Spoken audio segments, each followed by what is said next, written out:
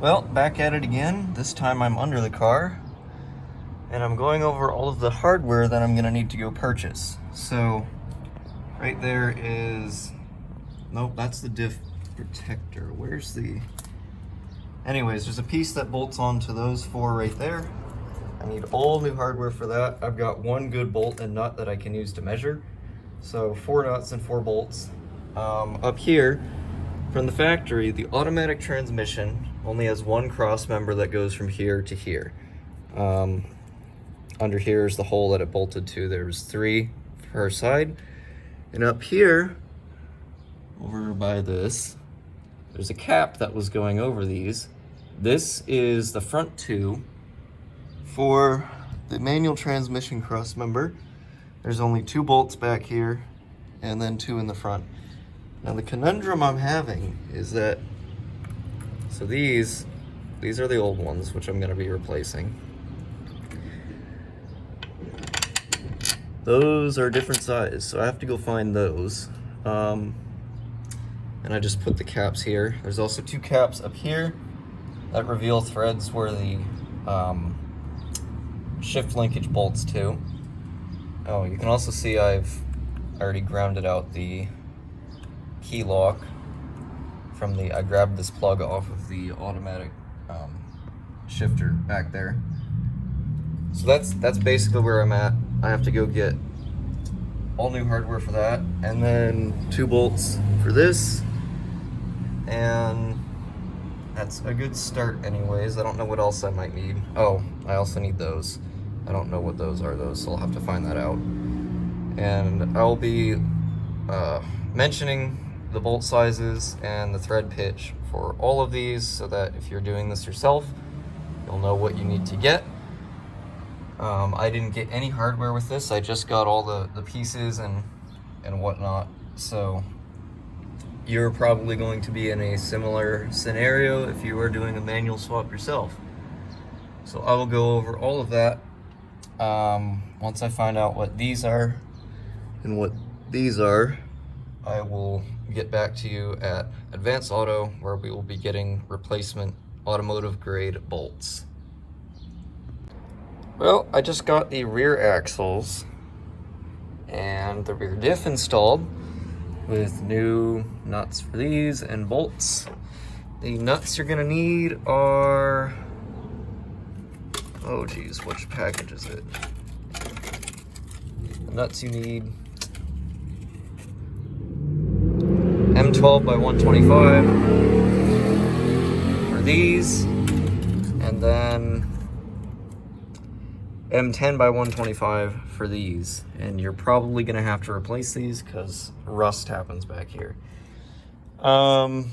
This is M12 to 125 for the back here.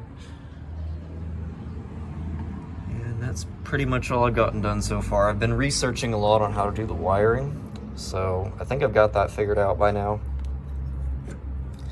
Anyways, yeah. So I'm gonna get the rear suspension reassembled for this and put some new bushings on these. And then I can start working on like the transmission side of things.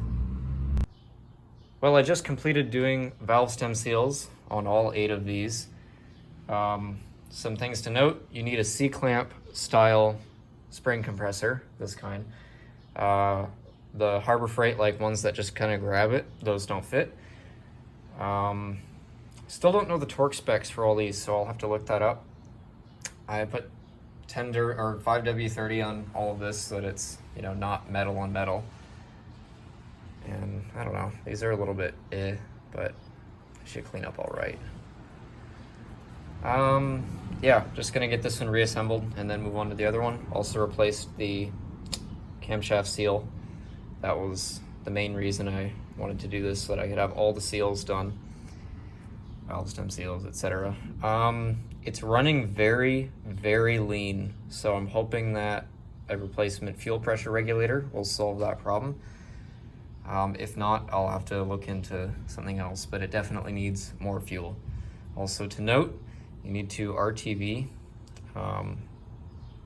these halves here. You use like the stuff that you use for motorcycle case halves, just goes in here. and that'll seal it up.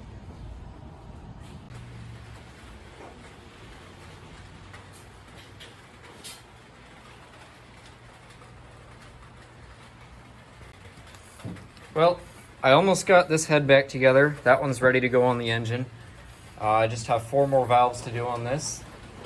Valve stem seals and cleaning up the surfaces and all that.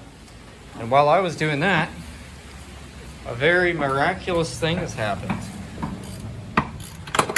Transmission's in. Thanks to Ben. He's just finishing up the linkage there, and this is gonna get its first neutral wobble ever. Because now it actually has a shifter. I'm actually gonna sit in it, so just let me know if you start to hear noises. Yeah, let me know if you die. Huh. How does it feel? Yeah, it doesn't move a whole lot. Oh, duh, it was in gear.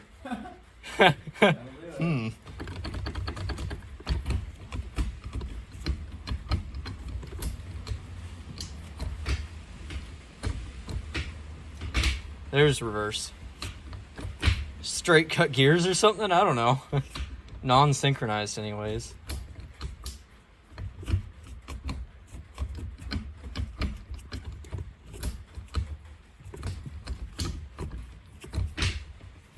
Wow, that's crazy. Yeah, that doesn't sound great. It's in there. Man, I can't believe it. I can't wait to drive this thing. This feels so great. Like, I don't know what it is about Subaru manuals, but they're just awesome. They're very direct. You should try the Mustang and see if it's like similar, because those are both like. I'm sure it would be very similar, yeah. Straight into the transmission. Yeah. Not Anyways, for tonight, I'm just going to get those heads finished up, and then we're going to put the drive shaft in, I think, and maybe the axles, and then I'm going to go home. So my battery's almost dead, so I won't be recording anymore, but it has a manual in it now. That's pretty crazy.